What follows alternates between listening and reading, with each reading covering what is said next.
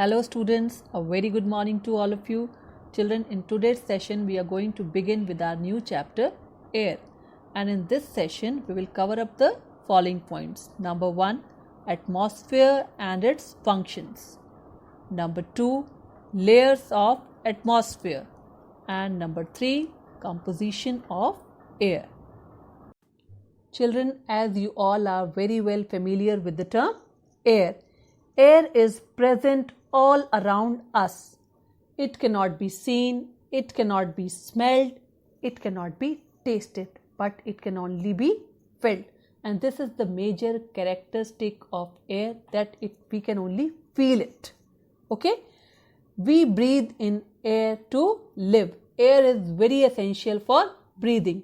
Okay? Now come to the very first heading of the chapter, that is atmosphere.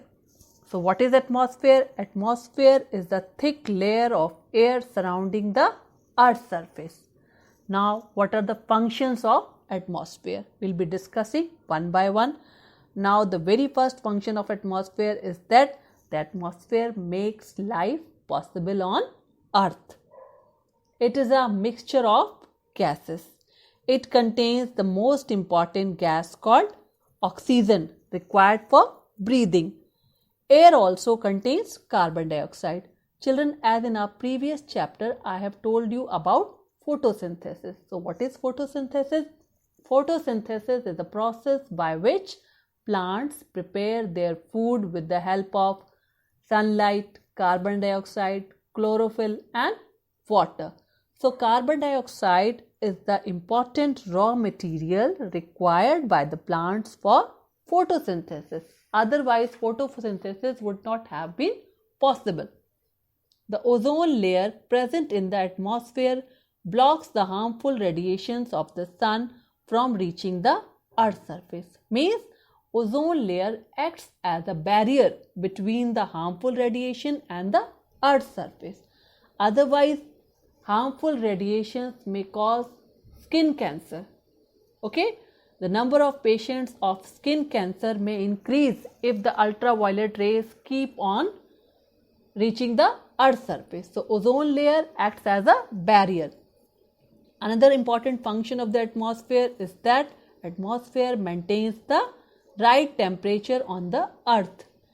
It prevents temperature from rising very high during the daytime and becoming very low after the sunset.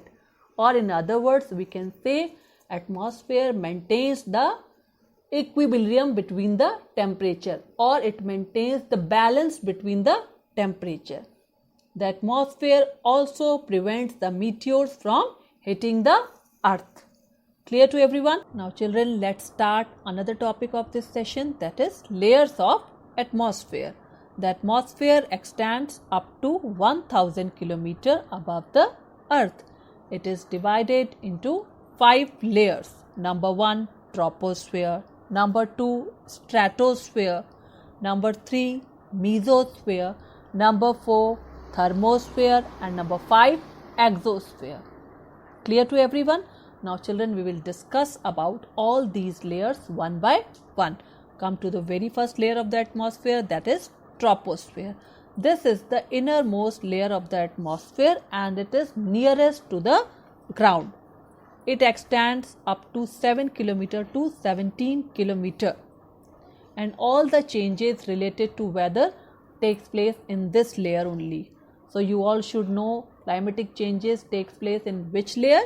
In this layer only, such as troposphere. Clouds, rain and smoke are formed in this layer. Living beings can breathe comfortably in troposphere. The air becomes thinner as we go higher and the quantity of oxygen keeps on decreasing and the quality of the air becomes thinner. Now children, come to the second layer of the atmosphere, that is stratosphere. Air is thinner than troposphere. In this layer, the quality of the air is thinner as compared to troposphere. It extends from 17 km to 50 km above the Earth. The ozone layer is a part of this layer. Now you all should know that ozone layer is a part of which layer of atmosphere? So it is a part of stratosphere. And planes fly in this layer to avoid weather disturbances. So in which layer planes fly? Planes fly in the layer known as stratosphere. Now come to mesosphere. This is the third layer that extends from 50 kilometer to 85 kilometer. The meteors are burned in this layer before entering the Earth atmosphere. Clear? Now come to the thermosphere.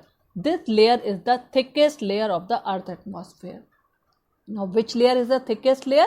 So thermosphere is the thickest layer among all the 5 layers because it ranges from 85 kilometer to 800 kilometer. The space shuttles orbit in this layer at the height of 320 kilometer to 380 kilometer. Now come to the last layer of the atmosphere, that is the exosphere. This is the outermost layer where air gets very thin. Clear?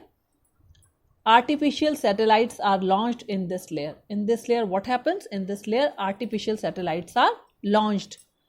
Beyond exosphere is the vast empty space, and beyond exosphere is the vast empty space. Another layer called ionosphere overlaps both exosphere and thermosphere. And in this layer, what happens? In this layer, propagation of radio waves takes place. Okay, now we see that the air composition differs in different layers of atmosphere. Now children, let us discuss the last topic of this session, that is the composition of air. As you all know very well that air is a mixture of many colorless gases.